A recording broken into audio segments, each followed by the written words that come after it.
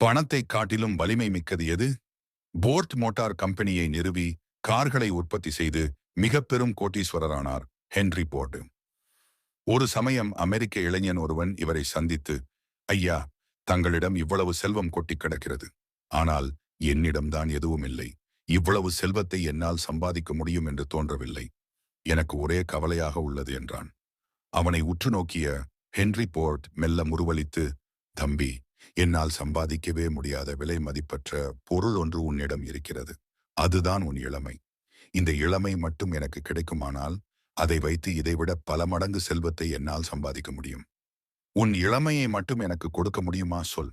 நான் இப்போதே என் கோடிக்கணக்கான சொத்துக்களையும் உன் பெயருக்கே எழுதி வைத்து விடுகிறேன் என்றார். தன் இளமையின் மதிப்பை உணர்ந்த அந்த இளைஞன் புத்துணர்வுடன் ஹென்றி போர்டிடம் விடைபெற்று கிளம்பினான்.